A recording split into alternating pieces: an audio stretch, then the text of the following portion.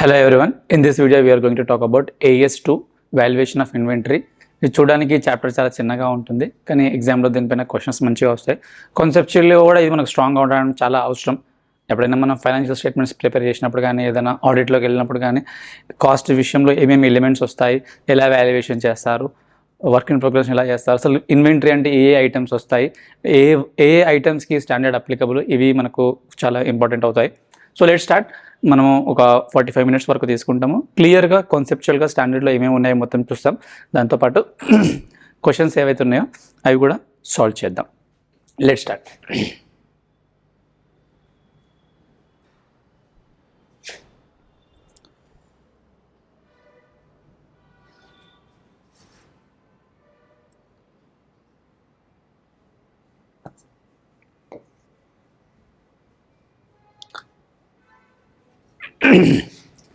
AS2 revised defines inventories as assets held for sale in the ordinary course of business or in the process of production of the such sale, or for consumption in the production of goods or services for sale, including maintenance supplies and consumables other than machinery spares, serving equipment and standby equipment. ఇది సింపుల్గా అనిపించచ్చు, but దీనిలో ఇంకా డెప్త్లో వెళ్తే మీకు అర్థమైంది ఏంటంటే, మనం ఏ items మనం ఇన్వెంటరీ అంటాము అంటే, sale in the ordinary course of business. నేను ఏ ఇన్వెంటరీని అయితే, ఏ వస్తువులను అయితే నేను జస్ట్ పర్చేస్ చేసి అమ్మేయాలనుకుంటున్నాను అంటే in the ordinary course of business. నేను ఇప్పుడు ఒక ఫర్నిచర్ బిజినెస్ చేస్తున్నాను, ఫర్నిచర్ ట్రేడింగ్ చేసే బిజినెస్ చేస్తున్నాను. సో ఫర్నిచర్ నేను పర్చేస్ చేసి అమ్మాలనుకుంటున్నాను కాబట్టి ఫర్నిచర్ నాకు ఇన్వెంటరీ అవుతుంది. In the process of production for such sale. Okay, suppose నేను ఏమైనా మ్యానుఫ్యాక్చరింగ్ కూడా చేస్తున్నాను, నేను ఇంకేమైనా రీవర్క్ చేస్తున్నా అంటే ఏవైనా వర్కింగ్ ప్రోగ్రెస్లో ఉంటే అవి కూడా మీకు ఇక్కడ ఇన్వెంటరీలో వస్తాయి. For consumption in the production of goods or services for sale అంటే నేను సేల్ చేసే ప్రయత్నంలో నేను ఏవైతే నేను కన్జ్యూమ్ చేయాలనుకుంటున్నానో అవి కూడా నాకు ఇన్వెంటరీ అవుతాయి. అంటే మీనింగ్ ఏంటంటే, పెద్ద మ్యానుఫ్యాక్చరింగ్ ప్లాంట్ ఎగ్జాంపుల్ తీసుకోండి. వాళ్ళు మ్యానుఫ్యాక్చరింగ్ చేసేటప్పుడు ఎన్నో రకాల చిన్న చిన్న ఐటమ్స్ కూడా వాడాల్సి వస్తుంటుంది.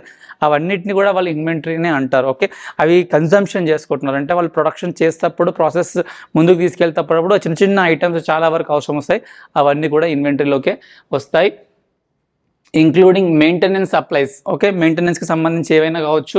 Consumables other than machinery spares. So other than అన్నాడు కదా, ఇక్కడ కొంచెం ఫోకస్ పే చేయండి. ఏవేవి ఇన్వెంటరీస్లోకి రావో కూడా మీరు తెలుసుకోవాలి. ఇప్పుడు ఏవేవి ఇన్వెంటరీలోకి వస్తే మాకు అర్థమైంది. ఏవేవి ఇన్వెంటరీలోకి రావో అంటే, మిషనరీ స్పేర్స్ మనం ఒక మ్యానుఫ్యాక్చరింగ్ దాంట్లో చాలా రకాల మిషనరీస్ వాడతాము. ఆ మిషనరీలో కొన్ని స్పేర్స్లో పెట్టుకుంటాము కొన్ని చిన్న చిన్న ఐటమ్స్ని. అవి మనకు పీపీఈ స్టాండర్డ్ కింద వస్తుంది తప్ప ఈ స్టాండర్డ్ కిందకి రాదు. AS10లో మనము డీల్ చేస్తాం దాన్ని. Servicing equipment. ఓకే, అంటే ఒక ప్రోడక్ట్ కరెక్ట్గా అయ్యిందో లేదో చూసుకోవడానికి, లేకుంటే మిషనరీ కరెక్ట్గా పనిచేస్తుందో లేదో చూసుకోవడానికి కొన్ని సర్వీసింగ్ టైప్లో చేస్తాం. వాటిని కూడా మనం ఈ స్టాండర్డ్లోకి రాదు. స్టాండ్ బై ఎక్విప్మెంట్ అంటే ఈ మిషనరీ పాడైపోతే ఇంకొక మిషనరీ నేను రెడీగా పెట్టుకుంటాను. ప్రొడక్షన్ మొత్తం ఆగడం ఎందుకు. ఒక పంచింగ్ మిషన్ ఉందనుకుందాం ఎగ్జాంపుల్. ఆ పంచింగ్ మిషన్ పాడైపోతే ఇంకొక పంచింగ్ మిషన్ సపరేట్గా పెట్టుకుంటున్నాం, దాన్ని మనం స్టాండ్ బై అంటాం. సో అవి కూడా ఈ ఇన్వెంటరీలోకి రావు. ఇన్వెంటరీ అంటే ఏమేమి వస్తాయో అర్థమైంది. ఏవేవి రావు అంటే పీపీఈకి సంబంధించిన మిషనరీ, స్టాండ్ బై ఎక్విప్మెంట్ కావచ్చు, స్పేర్ పార్ట్స్ కావచ్చు, ఇవి ఈ స్టాండర్డ్లోకి రావు.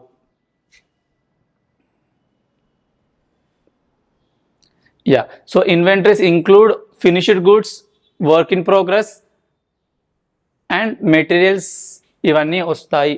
సో మీనింగ్ ఏంటి అంటే, ఇన్వెంటరీ అంటే ఓన్లీ ఫైనల్ ప్రోడక్ట్ ఒకటే కాదు, రా మెటీరియల్ కూడా మనకు ఇన్వెంటరీ కేటగిరీలోకి వస్తుంది. Materials, maintenance supplies, consumables, loose tools awaiting to use in the production process. So కొన్ని మెటీరియల్ ఇప్పుడు ఇంకా వీఆర్ మ్యానుఫ్యాక్చరింగ్ సంథింగ్, ఆ ప్రాసెస్కి రెడీగా ఉన్న ఇన్వెంటరీ ఉంటాయి కదా, అవన్నీ కూడా ఇన్వెంటరీ అని అంటారు.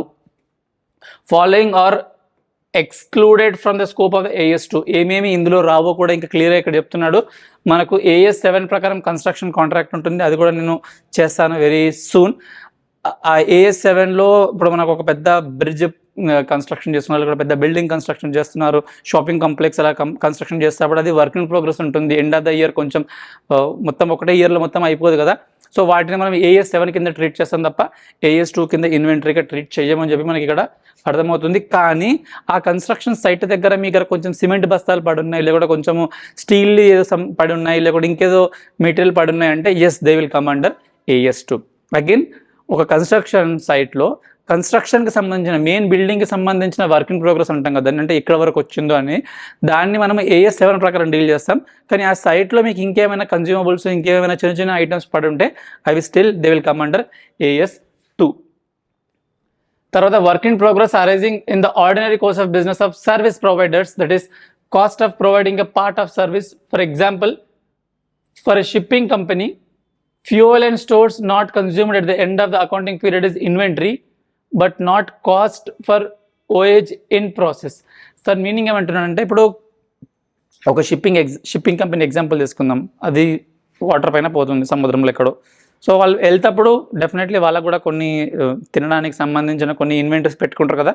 అట్లా ఎండ్ ఆఫ్ ద ఇయర్లో ఏవైతే మిగిలి ఉన్నాయో అవి మొత్తం మీకు ఇన్వెంటరీగా వచ్చేస్తాయి. Work in progress may arise from different other services like software development, consultancy, medical services, merchant banking and so on. So దీని మీనింగ్ ఏంటి అంటే, ఇన్వెంటరీ అంటే ఫిజికల్గా కనిపించింది మాత్రమే ఇన్వెంటరీ కాదు. మనకు వర్క్ ఇన్ ప్రోగ్రెస్ అనే కాన్సెప్ట్ ఏంటి, మనకు ఒక మ్యానుఫ్యాక్చరింగ్ దాంట్లో ఒక ప్రోడక్ట్ ప్రొడక్షన్ స్టార్ట్ అయింది కానీ ఇంకా ఎండ్ అవ్వలేదు అనేదాన్ని మనం వర్క్ ఇన్ ప్రోగ్రెస్ అంటాం.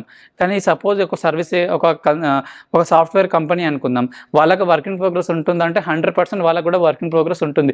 వాళ్ళకి వర్క్ ఇన్ ప్రోగ్రెస్ అంటే నాకు కనిపించట్లేదు అంటే వాళ్ళు ఒక కన్సల్టేషన్ ఒక సాఫ్ట్వేర్ డెవలప్మెంట్ ఏదో స్టార్ట్ చేశారు, ఆ వర్క్ ఇంకా ఎండ్ అవుతుంది, ఇంకా బిల్డింగ్ ఏం జరగలేదు అంటే ఇప్పుడు సగం పని జరిగింది ఇంకొంచెం పని అయిన తర్వాత బిల్డింగ్ చేస్తామని అనుకుంటాం కదా, వాటిని కూడా వర్క్ ఇన్ ప్రోగ్రెస్లోకే తీసుకొస్తారు. సో ఎవరైనా అడిగారు అనుకో, ఇన్వెంటరీ అంటే ఓన్లీ మనకు ఫిజికల్గా కనిపించేటే వస్తాయంటే work in progress as a part of work in progress మీకు సర్వీస్ ప్రొవైడర్ కూడా వర్క్ ఇన్ ప్రోగ్రెస్ అనే కాన్సెప్ట్ ఉంటుంది.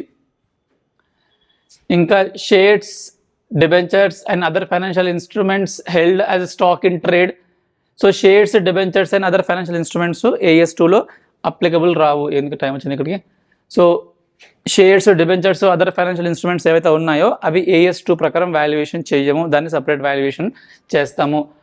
Producers inventory of livestock, agricultural and forest products and mineral oils, ores and gases to the extent that they are measured at a net realizable value in accordance with the well established practices of those industries.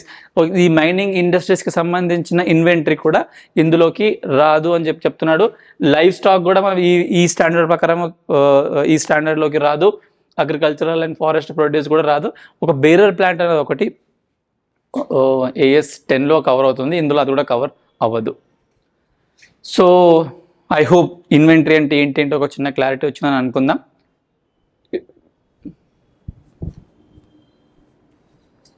Inventory of valuation of inventory ఎందుకు important ఇక్కడ థియరిటికల్గా ఇచ్చారు. అది any కంపెనీకైనా సరే వాళ్ళ profits ఎక్కువ చూపించుకోవాలన్నా తక్కువ చూపించుకోవాలనుకున్నా, taxation ఎంత రావాలనుకున్నా ప్రతి దానికి ఇన్వెంటరీ వాల్యుయేషన్ పైన వాళ్ళకి ఒక పట్టు ఉండాలి. ఇన్వెంటరీ ఎలా మూవ్ అవుతుంది, ఓపెనింగ్ ఇన్వెంటరీ ఏంటి, క్లోజింగ్ ఇన్వెంటరీ ఏంటి, ఎలా కన్సంప్షన్ అయింది, కన్సంప్షన్లో ఏ ఎలిమెంట్స్ ఇంక్లూడ్ అయ్యాయి, దాని వాల్యుయేషన్ ఎలా జరిగింది, కాస్ట్ అలొకేషన్ ఎలా జరిగింది, దీన్ని బట్టే మీ ప్రాఫిటబిలిటీ అనాలిసిస్ కానీ జీపీ రేషియోస్ కానీ అన్ని రేషియోస్ని క్యాలిక్యులేట్ అవుతాయి. కాబట్టి ఇన్వెంటరీని ప్రాపర్గా వాల్యూ చేయడము ఏ కంపెనీకైనా పెరమౌంట్ ఇంపార్టెంట్ అని చెప్పొచ్చు. అదే ఇక్కడ చెప్తుంటాడు, మనకు థియరిటికల్గా అవసరం లేదు ఇప్పుడు. ఎస్, సో ఇన్వెంటరీస్ని ఎలా చేయొచ్చో ఒక చిన్న చార్ట్ లాగా ఇచ్చేసాడు. బట్ ఐ వుడ్ సే మనం ఎట్లాగో సమ్స్ చేస్తాం కాబట్టి మనకి ఇది అంతగా ఇంపార్టెంట్ కాదు. But just it is given there. I would like to just throw a light on this. ఇన్వెంటరీస్లో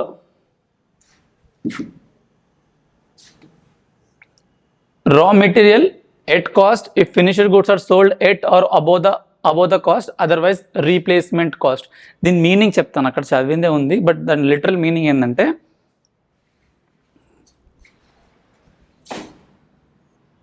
this is my raw material, this is my raw material,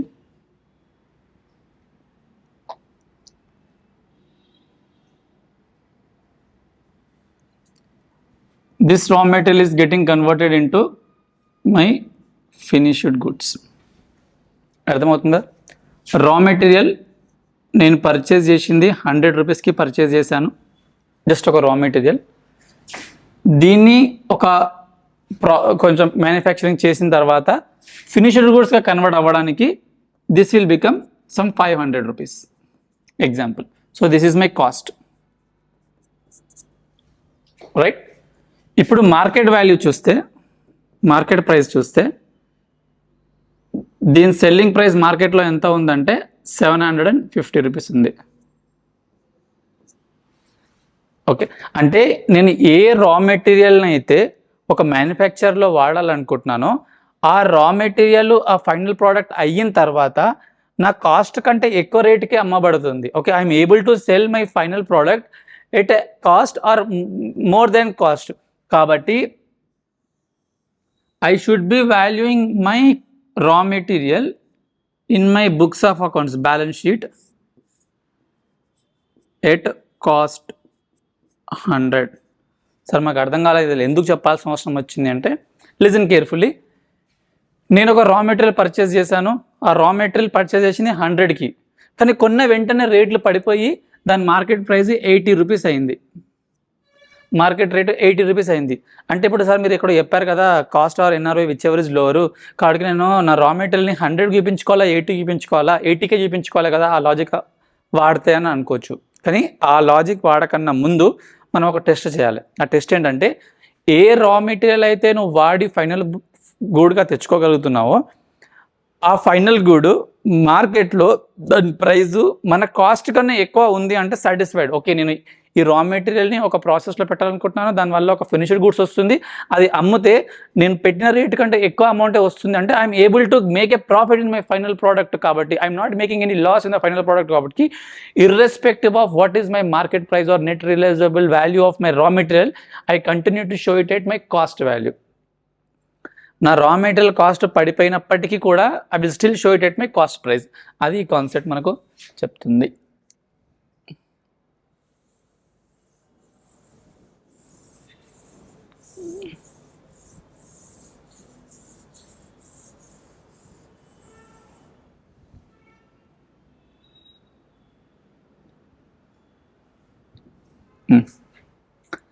So that's what you are saying. Raw material, it should be at cost. Eppudu at cost? If finished goods are sold at or above the cost. Na finished goods na cost kanna ఎక్కువ అమ్మగలిగితే నా రా మెటీరియల్ని I will show it at cost, otherwise net realisable value. అంటే ఇప్పుడు ఇందాక చెప్పిన example 500 నా finished goods cost అని చెప్పాను, కానీ 400గా మార్కెట్లో అమ్మబడుతుంది. ఇప్పుడు నేనేమనుకోవాలి, నేను దీన్ని మ్యానుఫ్యాక్చరింగ్ చేసినా కానీ లాస్ట్కి ఎట్లాగో లాసే అయిపోతుంది కదా, సో ప్రస్తుతానికి లాస్ బుక్ చేసుకుంటా అని చెప్పేసి నా 80 రూపీస్కే రా మెటీరియల్ని షో చేసుకుంటాను. అదే ఫినిష్డ్ గుడ్స్కి వచ్చినప్పుడు, when it comes to finished goods, lower of the cost or NRV whichever is lower. Okay, అదే విచ్ ఎవర్ ఇస్ లోవర్, ఈ రెండింటిలో ఏది తక్కువ ఉంటే దాన్ని మనము వాల్యుయేషన్గా చూపించుకుంటాము. కాస్ట్ అంటే ఏమేమి వస్తుందంటే కాస్ట్ ఆఫ్ పర్చేజ్. మనం ఒక వెండర్ దగ్గర నుంచి పర్చేజ్ చేసాం రా మెటీరియల్ని, వాడికి ఎంత అయితే డబ్బులు ఇస్తున్నామో that will be the cost of purchase. Cost of conversion అంటే సపోజ్ వర్క్ ఇన్ ప్రోగ్రెస్ అవుతుంది అనుకుందాం. వర్క్ ఇన్ ప్రోగ్రెస్ అయినప్పుడు ఒక రా మెటీరియల్ని ఫినిష్డ్ గూడ్స్గా కన్వర్ట్ చేయడానికి నేను ఎంతైతే కన్వర్ట్ చేయడానికి ఇంకర్ అవుతున్నానో everything will come under cost of conversion.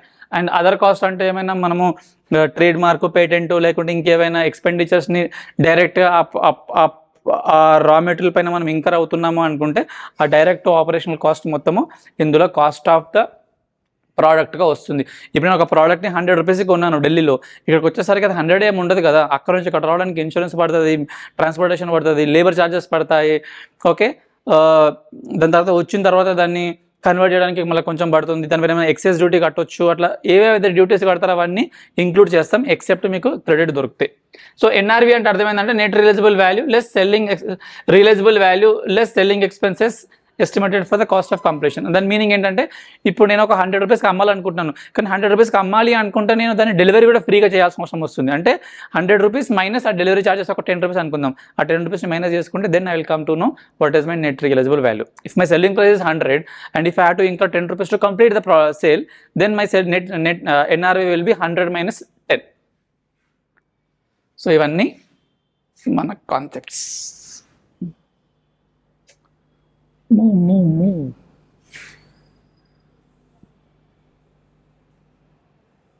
Yes, we are going to the other question.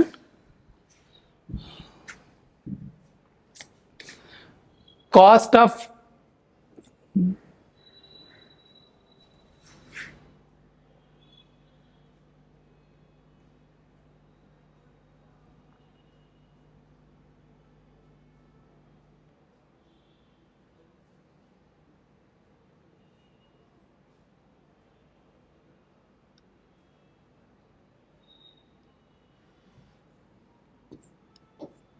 Yeah. Cost of partly finished unit at the end of 2021 to 22 is 150. Partly finished goods అంటే work in progress ఆ పీరియడ్కి అంత ఉందని చెప్తున్నాడు. The unit can be finished next year by further expenditure of 100. ఇంకొక 100 రూపాయలు expenditure incur అయిన తర్వాత నీ ప్రోడక్ట్ని మనం మార్కెట్లో అమ్మగలుగుతాం. అంటే ప్రస్తుతానికి 150 ఇంకర్ అయ్యాము, ఇంకొక 100 ఇంకర్ అయిన తర్వాత ఈ ప్రోడక్ట్ కంప్లీట్ అవుతుంది, దాని తర్వాతనే మార్కెట్లో అమ్మొచ్చు. The finished unit can be sold at 250 rupees కి అమ్మొచ్చు, but subject to payment of 4% brokerage on selling price. కాకపోతే అమ్మడానికి ఒకరికి బ్రోకరేజ్ 4% ఇవ్వాల్సిన అవసరం వస్తుంది. Assume that the partly finished unit can not be sold in semi finished form and its NRV 0 without processing it further. అంటే without further process చేయకపోతే ఈ ప్రోడక్ట్ని ఎవడు కొనుక్కోడు. అంటే అర్థం ఏంటి, వేస్ట్ అయిపోతుంది. కాబట్టి డెఫినెట్లీ నువ్వు ఫర్దర్ ప్రాసెసింగ్ చేయాలి. అప్పుడు what should be the value for inventory in your books of accounts అని చెప్పి అంటున్నాడు. సో ఇందాక ఒకటి మనం పాత స్లైడ్లో లాస్ట్ స్లైడ్లో చూసాం కదా, నీది వర్క్ ఇన్ ప్రోగ్రెస్ చేసేటప్పుడు ఏమేమి చూసుకోవాలి అనుకుంటే ఈ ప్రోడక్ట్ని ఫినిష్ చేయడానికి ఎంత అవుతుంది అది అందులో మైనస్ చేయాలి. అంటే మన సెల్లింగ్ ప్రైస్ నుంచి అది మైనస్ చేయాలి. ఆ సేల్ చేయడానికి మనకు ఇంకో బ్రోకరేజ్ 4% పే చేయాలంట, అది మైనస్ చేయాలి. దాని తర్వాత ఎంత వస్తుందో దాన్ని మనం ఎన్ఆర్బి అంటాం. చూద్దాం, ఇక్కడ ఆల్రెడీ ఇక్కడ ఆన్సర్ మీకు కనిపిస్తుంది. మనం నెట్ సెల్లింగ్ ప్రైస్ 250కి అమ్మగలుగుతాం, 250 రూపీస్కి మనం అమ్మగలుగుతాం. ఆ ఫర్దర్ ప్రాసెస్ చేయడానికి 100 రూపీస్ ఇంకర్ అవుతాం. అంటే దాని మీనింగ్ ఏంటి, ఇప్పుడు ప్రస్తుతానికి దాని వాల్యూ మార్కెట్లో 150, కానీ బ్రోకరేజ్ కూడా 4% పే చేస్తాం. So brokerage on selling price, ఆ ప్రైస్ పైన కాదు, బ్రోకరేజ్ మనం వాడు ఎంత కమ్మితే దానిపైన పే చేస్తాం కాబట్టి 4% ఆన్ 250, సో 10 రూపీస్ పోతుంది. సో దీని ఎన్ఆర్బి ప్రస్తుతానికి వచ్చేసరికి రియలైజబుల్ వాల్యూ 140 ఉంది, కానీ నీ బుక్స్లో నువ్వు ఇంకర్ అయిన కాస్ట్ ఎంత 150. So 150 or 140 whichever is lower, 140 will be your value of the inventory. I hope it is clear. ఎప్పుడైతే మీ ఒక ప్రోడక్ట్ వర్క్ ఇన్ ప్రోగ్రెస్ స్టేజ్లో ఉందో దాన్ని వాల్యుయేషన్ చేయాలంటే మీరు ఇప్పటివరకు ఎంత ఇంకర్ అయ్యారో చూడండి, that is your 150 cost of the product.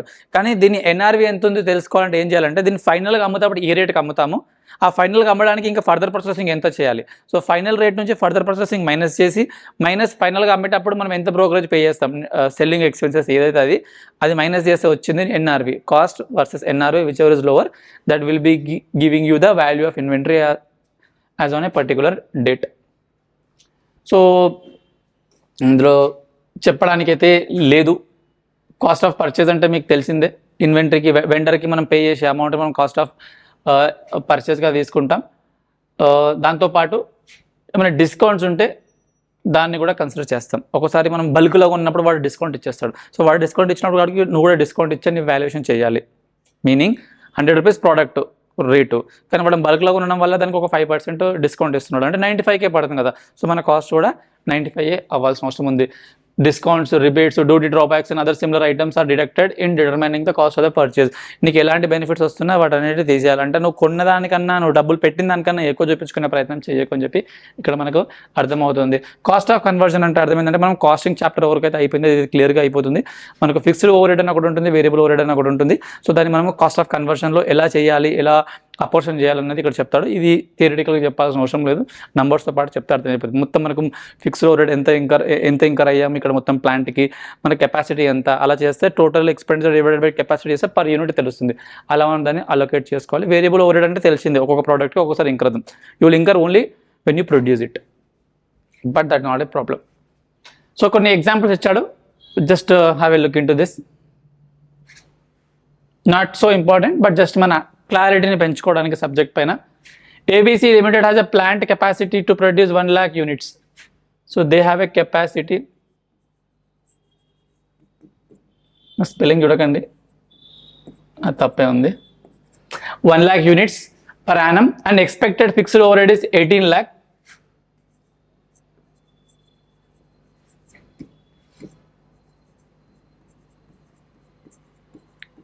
This is your overhead, fixed overhead rather I should say. So actual production is 1 lakh units. వాడు అనుకున్న కెపాసిటీ ప్రకారమే 1 lakh units అయిపోయింది. Then what will be the fixed overhead per unit ఎంత చెప్తాడు?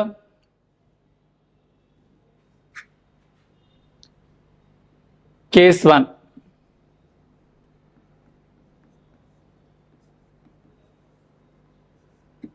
Actual production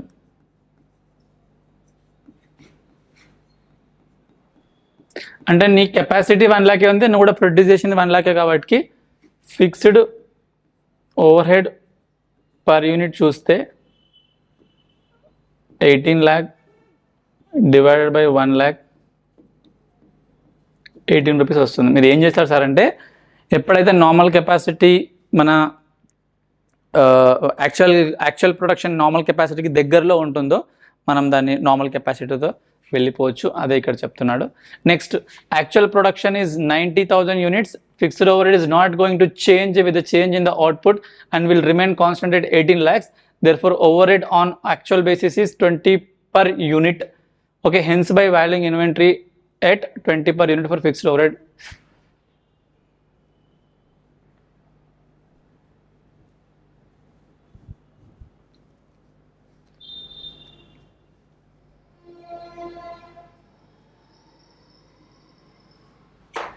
Therefore, it is advisable to include fixed overhead per unit on normal capacity to actual production. Okay, and rest 18 lakh transfer to P&L account. Right. So case 2 కి వెళ్దాం.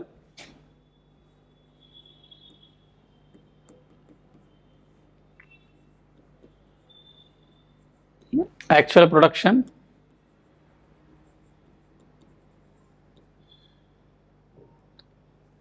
90,000. So మన fixed over head ఎంత పడుతుంది? 18 lakh. Actual production 90,000, 20 rupees పడుతుంది.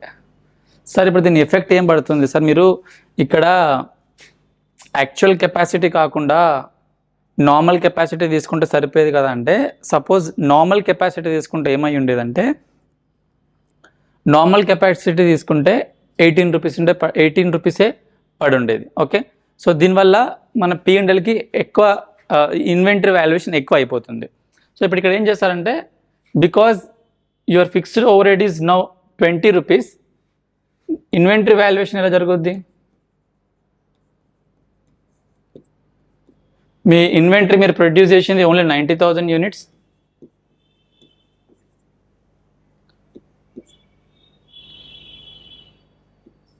₹20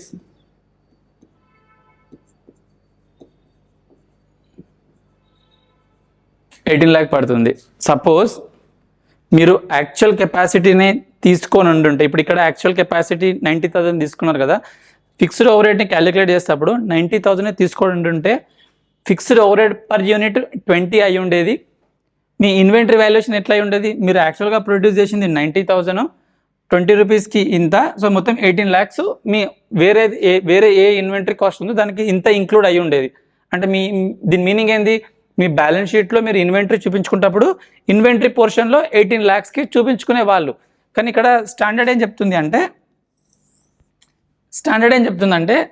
instead of going with the 18 lakhs, instead of going with the 18 lakhs, I will give you the better way. ఎలా చెప్తుందంటే, you have incurred 18 lakh as a fixed overhead. You continue to apportion to 1 lakh units. Sir మనం 90,000 మాత్రమే produce చేసామంటే, yes, we have produced only 90,000. But నేను 90,000ని తీసుకొని ఉంటే unnecessary నేను inventory వాల్యుయేషన్ని increase చేస్తాను కాబట్టి I will apportioned to 1 lakh units. So ఇది నాకు స్టిల్ 18 రూపీసే వస్తుంది. అంటే ఇక్కడ ఎంతైతే 18 రూపీస్ వచ్చిందో ఇక్కడ కూడా 18 రూపీసే వస్తుంది. అంటే ఇప్పుడు ఇన్వెంటరీ వాల్యుయేషన్ ఇంపాక్ట్ ఏం పడుతుంది అంటే, in inventory 90,000 units 18 rupees number అడిగి ఉందా ఇక్కడ? యా. సో 16,20,000 నేను ఇన్వెంటరీలో చూపించుకుంటాను. మిగతాది ప్రాఫిట్ అండ్ లాస్ అకౌంట్లో ఎక్స్పెండిచర్గా 10,000 యూనిట్స్ నేను ప్రొడ్యూస్ చేయలేకపోయాను, దానిపైన 18, కాబట్టి 1,80,000ని P&Lలో డెబిట్ చేస్తాను. This is the correct treatment అవుతుంది. ఇక్కడ వరకు చెప్తాను.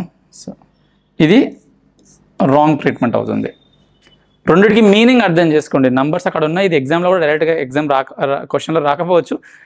బట్ పాయింట్ ఇక్కడ ఏంటంటే, మీరు తక్కువ ప్రొడక్షన్ చేయడం వల్ల మీరు డినామినేటర్లో యాక్చువల్ ప్రొడక్షన్ పెడితే ఇన్వెంటరీ వాల్యుయేషన్ అన్నెసెసరీగా ఎక్కువగా చూపించుకుంటున్నారు.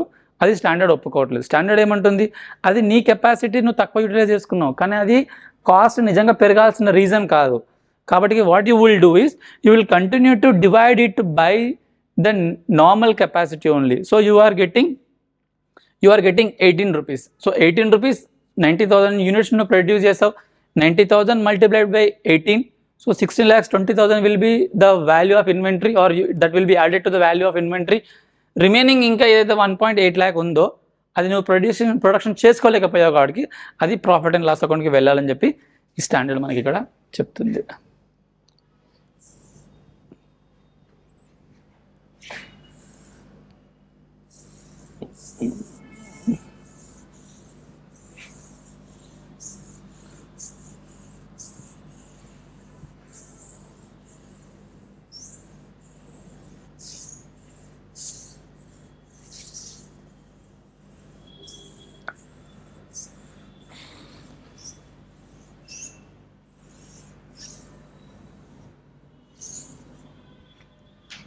థర్డ్ పాయింట్ చూద్దాం. Case 3. Actual production is 1.2 lakh units. ఈసారి కొంచెం ప్రొడక్షన్ పెరిగింది.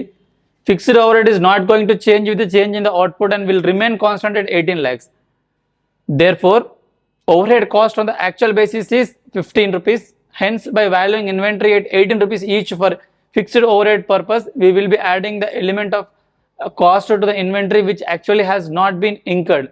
At 18 rupees per unit, total fixed overhead comes to 21.1 lakh, whereas actual fixed overhead is only 18 lakh. Therefore, it is advisable to include fixed overhead on actual basis. దీనికి కూడా నేను logic చెప్తాను.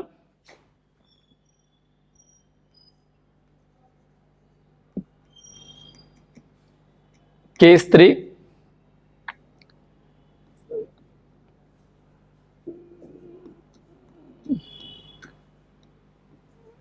Actual production 1.2 lakh.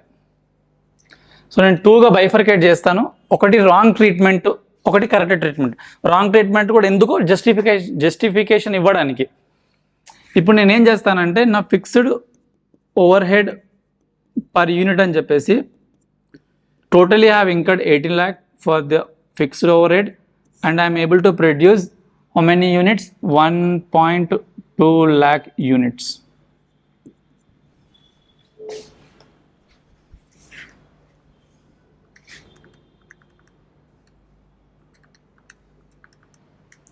So 15 rupees per unit అవుతుంది. So నా actual production ఎంత, నా ఇన్వెంటరీలో నేను ఎంత ఇంక్లూడ్ చేస్తాను, 1,20,000 యూనిట్స్ని మ్యానుఫ్యాక్చరింగ్ చేశాను, మల్టిప్లైడ్ బై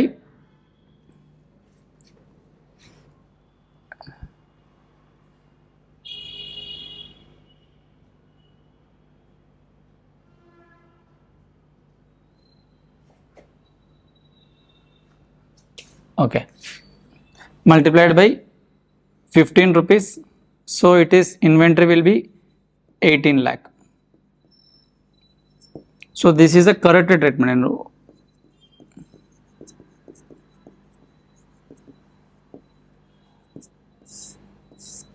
ఎందుకు కరెక్ట్ ట్రీట్మెంట్ కూడా చెప్తాను. ఫిక్స్డ్ ఓవర్హెడ్ మనం 18 lakhs ఇంకర్ అయ్యాం, 1.2 lakh యూనిట్స్ని మ్యానుఫ్యాక్చరింగ్ చేసాం. ఒక్కొక్క యూనిట్కి 15 rupees పడుతుంది. సో మొత్తం మల్టిప్లై చేస్తే కూడా నాకు 18 lakhs పడుతుంది. అంటే నేను ఎంతైతే ఇంకర్ అయ్యానో మొత్తం ఇన్వెంటరీ రూపంలో నేను చూపించుకోగలుగుతాను. అంటే ఇక్కడ నాకు మిస్ మ్యాచ్ లేదు. అలా కాకుండా మనం ఇంతకుముందు 2 సినారియోలో ఏం చేసాము, నార్మల్ కెపాసిటీలో వెళ్ళాం. ఎంత మ్యానుఫ్యాక్చర్ అయినా నార్మల్ కెపాసిటీలో వెళ్తామని చెప్పి వెళ్ళాం కదా. సపోజ్ మనం ఇదే కేస్ని నార్మల్ కెపాసిటీలో మనం అలొకేట్ చేసి చూద్దాం.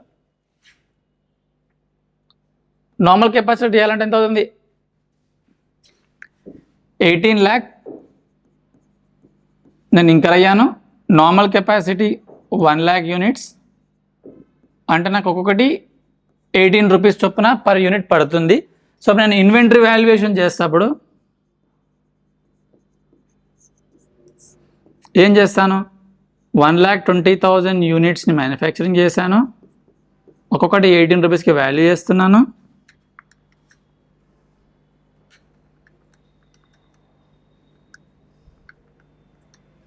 సో 21,60,000 రూపీస్ నా ఇన్వెంటరీ చూపెట్టుకుంటున్నాను. అంటే దీనిలో మిస్ మ్యాచ్ ఎక్కడ కనిపిస్తుంది? నువ్వు ఫిక్స్డ్ ఓవర్ హెడ్ ఇంకర్ అయింది 18 lakh రూపీస్, కానీ నువ్వు ఇన్వెంటరీ చూపించుకుంటుంది 21,60,000 రూపీస్. అంటే నీ నార్మల్ కెపాసిటీ కన్నా నీ యాక్చువల్ ప్రొడక్షన్ ఎప్పుడైతే ఎక్కువ ఉంటుందో it is good to go with the actual capacity.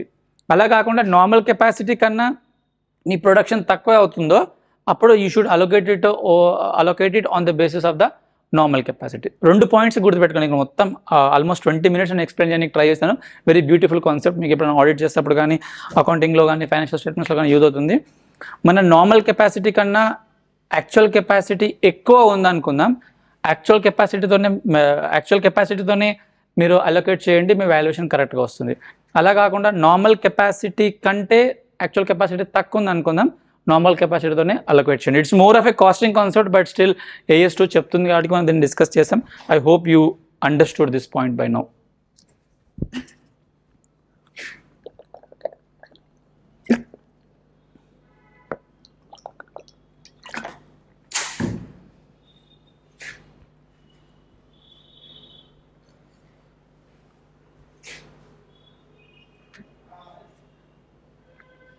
Other cost already చెప్పాను, మనకి పెద్దగా అవసరం లేదు.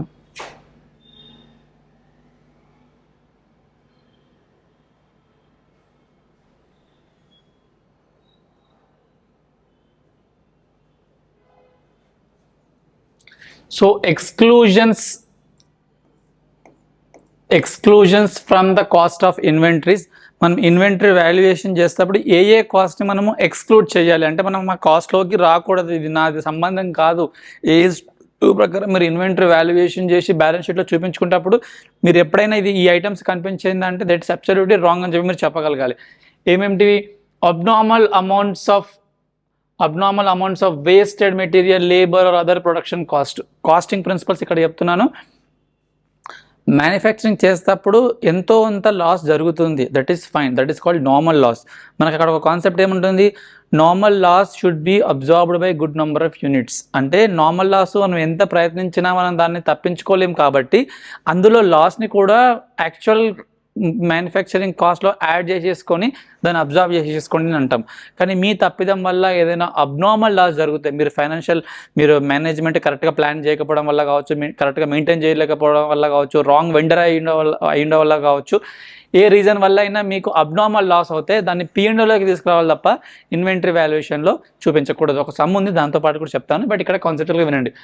Storage cost unless the production process requires a storage. ఇందాక ఒక ఎగ్జాంపుల్ చెప్పాను కదా, నేను ఢిల్లీ నుంచి ఒక రా మెటీరియల్ తెచ్చుకుంటున్నాను. Till the time it is ready for its intended use. నా పర్పస్ కోసం అది ఇక్కడ వచ్చేంత వరకు మాత్రమే ఇంకా ఎక్స్పెండిచర్ మొత్తాన్ని నేను ఇన్వెంటరీలో యాడ్ చేస్తాను. వెండర్కి ఇచ్చింది, ట్రాన్స్పోర్ట్కి అయింది, ఇన్సూరెన్స్కి అయింది, హ్యాండ్లింగ్కి అయింది, కస్టమ్స్, ఎక్సైజు, ఏదైనా సరే అవన్నీ ఇంక్లూడ్ చేస్తాను. కానీ అది ఒక్కసారి వచ్చిన తర్వాత జస్ట్ ఇక్కడ నేను గోడౌన్లో ఇట్లా పడేసాను అంటే అది వాల్యుయేషన్ ఆఫ్ ఇన్వెంటరీలో ఇంక్లూడ్ కాకూడదు. This is a very important point. Administrative overheads that do not contribute to bringing the inventory to their present location and condition. ఇందాక మనం ఓవర్ హెడ్ కోసం మాట్లాడుకున్నాం. ఏ ఓవర్ హెడ్ కోసం మాట్లాడుకున్నాం?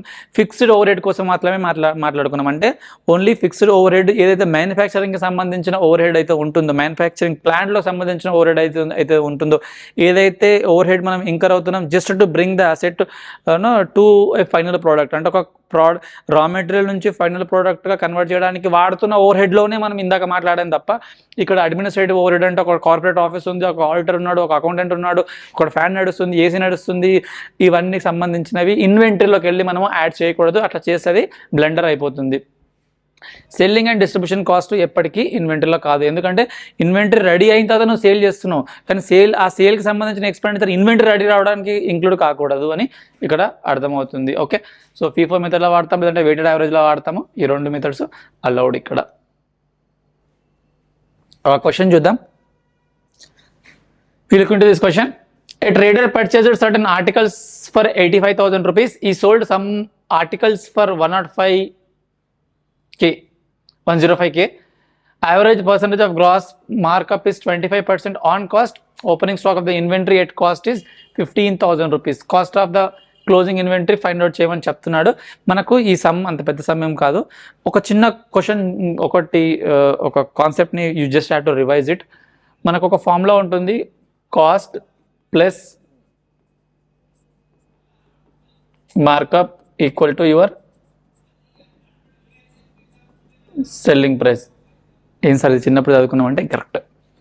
సో ఈ markup this can be on cost, దీనిపైన ఉండొచ్చు, లేకుంటే this can be on selling price. So markup అనేది కాస్ట్ పైన కూడా ఉండొచ్చు, సెల్లింగ్ పైన కూడా ఉండొచ్చు. సో క్వశ్చన్లో చూసేటప్పుడు క్లియర్గా చూడండి. ఇప్పుడు సపోజ్ ఇది 25% మార్కప్ అన్నాడు అనుకో, మనం ఏం చేస్తాం, దీన్ని 100 అనుకుంటాం, 25% మార్కప్ 125 అవుతుంది. Okay, if it is 25% on cost అయితే ఈ స్ట్రక్చర్ వస్తుంది.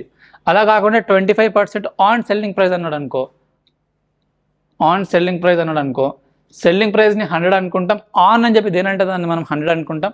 సో ఇది 25% ఇక్కడ వస్తుంది, ఇది 75 వస్తుంది. అది ఎందుకు చెప్పారంటే ఇక్కడ 25% ఆన్ కాస్ట్ అని చెప్పి చెప్తున్నాడు. సో మనం దాన్ని కాస్ట్ పై నుంచి తీసుకోవాలా, సేల్స్ పై నుంచి తీసుకోవాలా, క్వశ్చన్ రాకుండా. యా, ఇప్పుడు వాడు ఏం చెప్తున్నాడు, opening stock of inventory at cost 15,000 ఉంది, పర్చేజ్ చేసింది 85,000. సో రెండింటిని సెల్లింగ్ ప్రైస్కి తీసుకొచ్చాడు. సో కాస్ట్ వచ్చేసింది, సేల్స్ కూడా వచ్చేసింది. సో దీన్ని రెండు విధాలుగా చేయొచ్చు. ఇక్కడ సమ్లో ఎట్లా చేశారంటే you convert everything into selling price or you convert everything into cost price. ఇప్పుడు వీడేం చేశారంటే ఓపెనింగ్ స్టాక్ కాస్ట్ ప్రైస్ 105 ఉంది, 15,000 ఉంది. సో 15,000 ప్లస్ పర్చేజెస్ 85,000 అంటే ఓపెనింగ్ స్టాక్ ఎంత ఉంది ప్లస్ పర్చేజ్ రెండు కలిపేసి దానికి 1.25 చేశాడు. 1.25 ఎందుకు చేశాడు అంటే 25% ఆన్ కాస్ట్ అన్నాడు. Gross markup is 25% on cost అన్నాడు. అంటే ఓపెనింగ్ స్టాక్ కాస్ట్లో ఉంది, పర్చేజ్ కాస్ట్లో ఉంది, రెండింటిని యాడ్ చేసి దాన్ని సెల్లింగ్ ప్రైస్కి తీసుకొస్తున్నాడు. కాబట్టి మల్టిప్లైడ్ బై 125% చేస్తే this is the selling price of opening raw material and purchases. దాని తర్వాత వాడు అమ్మింది ఎంత, he has sold for 1,05,000. So 1,05,000 minus చేస్తే 20,000 వస్తుంది. కాకపోతే ఇది సెల్లింగ్ ప్రైస్లో ఉంది. ఓపెనింగ్ స్టాక్ సెల్లింగ్ ప్రైస్ ఉంది, పర్చేజెస్ సెల్లింగ్ ప్రైస్ ఉంది, సేల్స్ సెల్లింగ్ ప్రైస్ ఉంది, అంటే రిమైనింగ్ క్లోజింగ్ స్టాక్ కూడా సెల్లింగ్ ప్రైస్గా ఉంటుంది. కాబట్టి సెల్లింగ్ ప్రైస్ నుంచి బ్యాక్ వచ్చేసినప్పుడు డివైడెడ్ బై 1.25 మల్టిప్లైడ్ బై 0.25 చేస్తే మనకు మార్కప్ వెళ్ళిపోతుంది, remaining will be the cost. So intermediate స్టూడెంట్కి ఈ కాన్సెప్ట్ చెప్పాల్సిన అవసరం లేదు, దాన్ని ఏది డివైడ్ చేయాలి ఏది మల్టిప్లై చేయాలని. ఇక్కడ ఒక చిన్న లాజిక్ నేను చెప్పాలనుకుంటున్నాను. ఇక్కడ ఆన్సర్లో what he has done is he has converted everything into selling price. You need not do the same thing, you can convert everything into cost price also, because opening stock cost ప్రైస్లో already ఉంది. So 15,000 is the opening stock, purchase చేసింది ఎంత 85,000. So this is opening stock, purchases 85,000 also in opening stock. So మొత్తం కలిపితే మీకు ఇది 1 lakh అవుతుంది. దాని తర్వాత వాడు అమ్మింది ఎంత 1,05,000కి, he has sold some articles for 1,05,000. So 1,05,000ని ఒకసారి సెల్లింగ్ ప్రైస్ నుంచి కాస్ట్ ప్రైస్కి తీసుకురండి. 105,000 divide by 1.25 multiplied by 100. So 84,000 తీసుకొస్తే రిమైనింగ్ ఏవైతే ఉందో that will be your closing stock. Okay, so అది అలాగే చేయాలని కాదు, ఇలా కూడా చేయొచ్చు.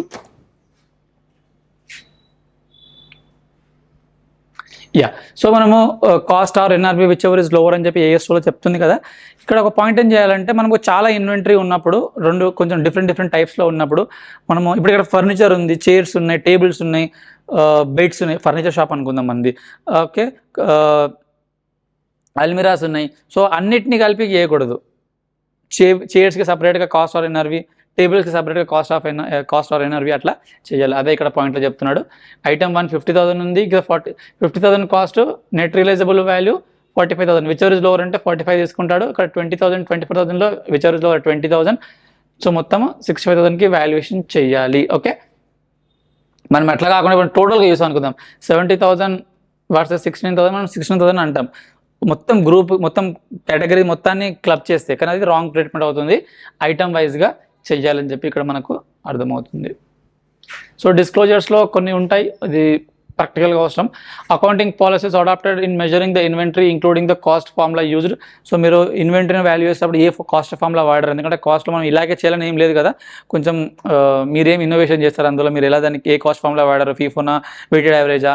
సో ఇవన్నీ క్లియర్గా మన డిస్క్లోజర్స్లో చూపించాలి. Total carrying amount of inventory together with classification appropriate to the enterprise.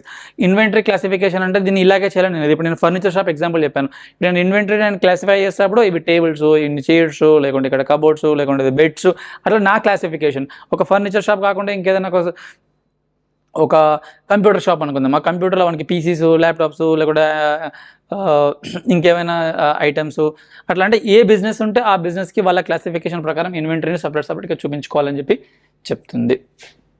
తర్వాత కామన్ క్లాసిఫికేషన్స్ చెప్తున్నాడు. Raw material, work in progress, finished goods, stock in trade in respect of goods acquired, stores, spares, loose parts, others ఏమైనా ఉంటే అది చెప్పండి అని చెప్పంటున్నాడు. That is not important. But coming to the important point, కొన్ని questions ఉన్నాయి, illustrations, అవి చేద్దాం. మీకు ఇల్లుస్ట్రేషన్స్ చేయలేదనే ఫీలింగ్ మీకు కూడా ఇక్కడ రాకూడదు. Company deals in the 3 products ABC which are neither similar nor interchangeable. అంటే సిమిలర్గా ఉంటే క్లబ్ చేయొచ్చు, పర్లేదు. ఇప్పుడు నాకు పెన్లు ఉన్నాయి, 10 రకాల పెన్లు ఉన్నాయి అంటే 10 రకాల పెన్లు 10 సార్లు వేయాల్సిన అవసరం కదా, మొత్తం క్లబ్ చేయొచ్చు. ఓకే, ఇంటర్చేంజబుల్ కాకపోతే, అంటే ఫర్ ఎగ్జాంపుల్ ఇప్పుడు ఈ పెన్ రాస్తున్నాను, ఎగ్జాక్ట్లీ పెన్ ఇంకోటి ఉంది అనుకో, రెండింటిని క్లబ్ చేయొచ్చు. కానీ ఈ పెన్కి ఇప్పుడు ఈ పెన్ ఉంది, ఈ 2 పెన్లను నేను క్లబ్ చేయలేను కదా, దీని కాస్ట్ వేరే ఉంటుంది, దీని కాస్ట్ వేరే ఉంటుంది. ఓకే, సో ఏ 40, 28లో విచ్ ఎవర్ ఇస్ లోవర్, 28, 32లో 32 ఉంది, ఇంకేముంది అడగను, 16, 24లో 16. ఓకే, ఈ మూడింటిని యాడ్ చేస్తే that will be the closing value. ఇలాంటి క్వశ్చన్స్ వస్తాయని చెప్పి ఎక్స్పెక్ట్ చేయకండి, అలాంటి క్వశ్చన్స్ రావు, కొంచెం టఫ్ క్వశ్చన్స్ వస్తాయి. Excel Limited purchased goods at the cost of 40 lakhs in October 2021 till March 2012. 75% of the stocks was sold. 40 లక్షల స్టాక్ కొనుక్కున్నాడు, 75% ఆఫ్ ద స్టాక్స్ సేల్ అయిపోయాయి. The company wants to disclose closing stock at 10 lakhs. ఎందుకంటే 40 lakhs కొన్నాడు, 75% అయిపోయింది అంటే ఇక 10 lakhs మిగిలిపోయింది కాబట్టి అది కరెక్ట్ అనిపిస్తుంది. Expected sale value is 11 lakhs and the commission at 10% on sale is payable to the agent. Advise what is the correct accounting treatment. Okay, so ఇప్పుడు నీ కాస్ట్ ఎంత ఉంది అంటే నీ దగ్గర 40 lakh నువ్వు ఇన్వెంటరీ పర్చేస్ చేస్తే 75 lakhs అమ్మాయో కాబట్టి ఓన్లీ నీ దగ్గర 1 lakh మాత్రమే, 10 lakh మాత్రమే మిగిలింది. So this is your cost. కానీ మనం AS2 ఏం చెప్తుంది, cost or NRV whichever is lower అంటుంది. సో వీడు అమ్ముకోగలిగితే 11 lakhs అమ్మవచ్చు. అంటే sale price or expected sale price you should rather say 11 lakh minus అది అమ్మడానికి కమిషన్ మనం ఒకరికి ఇవ్వాల్సి వస్తుంది 10% అని. సో 10% అంటే 1,10,000 ఇస్తాం, 9,90,000 NRV అవుతుంది. ఈ రెండిట్లలో whichever is lower 9,90,000 will be the closing inventory value. Okay, so that's fine. Next క్వశ్చన్కి వద్దాం. In a production process normal waste is 5%, జనరల్గా 5% పోతుంది. Okay, of input 5,000 metric tons of inputs were put in process resulting in wastage of 300 metric tons. 5% పోవాల్సిన ప్లేస్లో కొంచెం ఎక్కువ పోయినట్టు అనిపిస్తుంది. Cost per metric ton is 1,000 rupees per unit. The entire quantity of waste is on stock at the end of the year. State the reference to the accounting standard. How will you value the inventory in this case?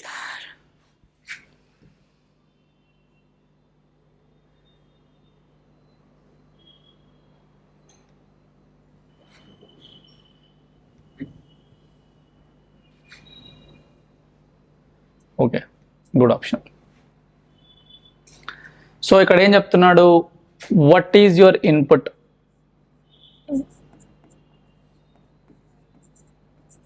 $500 metric ton. Normal loss 5% is acceptable, I'm fine with that. కానీ వాడికి అయ్యింది 300 metric tons. So వీడికి మొత్తం loss వచ్చేసి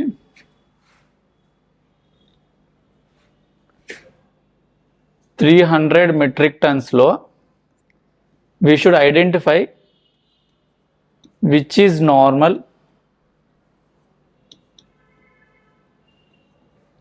which is abnormal. Normal ఏంటి, 5% acceptable కాబట్టి 5,000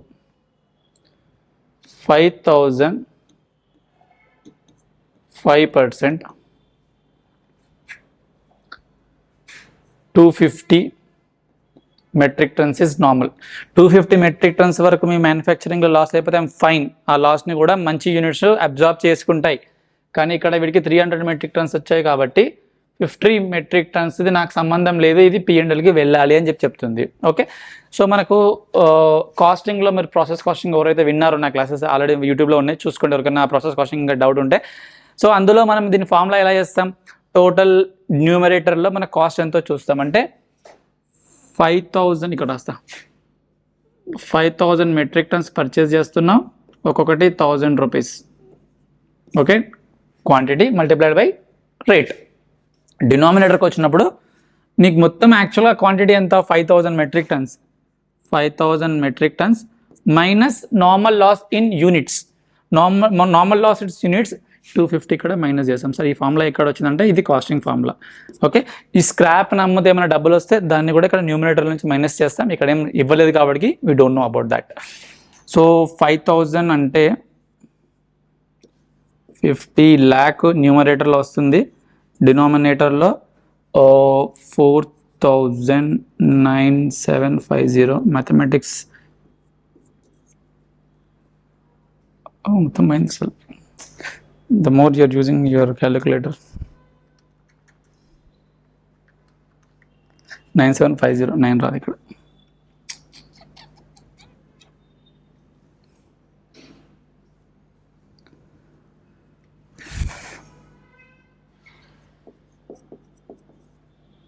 so మనకి ఎంత వచ్చినట్టు,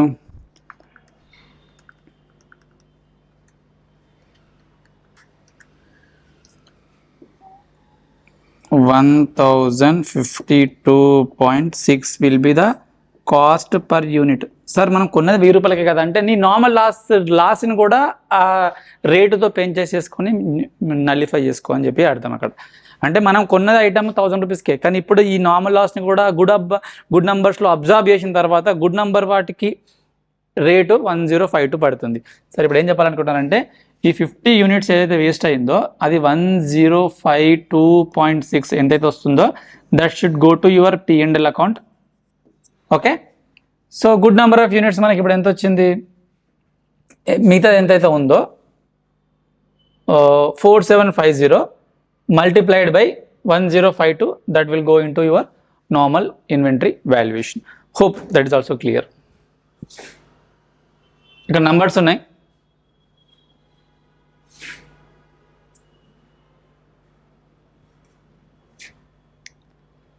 నెక్స్ట్ క్వశ్చన్కి వద్దాం. You are required to value the inventory per KG of finished goods consisting of material cost ఉంది, డైరెక్ట్ లేబర్ ఉంది, డైరెక్ట్ వేరియబుల్ ఓవర్ హెడ్ ఉంది, fixed production charges for the year on a normal working capacity 2 lakh kgs is 20 lakh rupees. అంటే 2 lakhs normal capacity అయితే 20 lakhs వరకు fixed overhead పడుతుంది. 4000 kgs of finished goods are in stock at the year end. So ఇప్పుడు మనకు inventory valuation find out చేయమంటున్నాడు.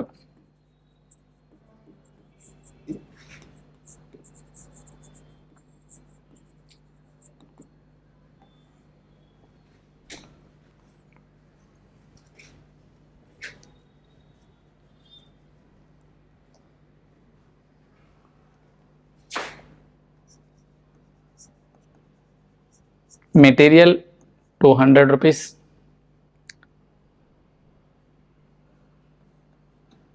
direct labor 40, direct variable overhead 20 అంటే 260 ఇక్కడికే వచ్చింది, ప్లస్ ఫిక్స్డ్ ఓవర్ హెడ్ వీడికి 20 lakh rupees ఇంకర్ అయ్యాడంట. Okay, for 2 lakh normal capacity అంటే 10 rupees fixed overhead పడుతుంది. సో మొత్తం కలిపి 270 మల్టిప్లైడ్ బై 4000 చేస్తే వాడికి work in progress inventory valuation వస్తుంది. Let's see what's the answer. 4000 multiplied by 270 10,80,000 వస్తుంది. ఓకే, నంబర్స్ పైన ఫోకస్ చేయకండి, కాన్సెప్ట్ ఈజ్ ఇంపార్టెంట్. నంబర్స్ మీ బుక్లోనే ఉన్నాయి. So test your knowledge series వచ్చేసాయి. I always keep telling you that మనం చేసిన కొన్ని ఇలిస్ట్రేషన్స్ ఈ టెస్ట్ యువర్ నాలెడ్జ్ సిరీస్ని ఇంకొన్ని చేయండి, కొన్ని ప్రీవియస్ ఇయర్ ఎగ్జామ్స్ ఒక 4-5 సమ్స్ చేయండి. సేమ్ టాపిక్ కొన్ని ఇప్పుడు ఇవాళ ఏ టాపిక్ అయితే చేస్తున్నామో అదే టాపిక్ సంబంధించిన టెస్ట్ యువర్ నాలెడ్జ్ చేయండి. ఆర్టీపీస్ ఏమైనా ఉన్నా, ప్రీవియస్ ఇయర్స్ క్వశ్చన్స్ ఉన్నా అదే చాప్టర్ నుంచి సంబంధించి ఆ చాప్టర్ మీకు ఎప్పటికీ లైఫ్లో టెన్షన్ పెట్టదు. Hope you understood the concept. Let me know in the comment section if you like these videos. See you soon in the next video. Thanks for watching. Have a nice day.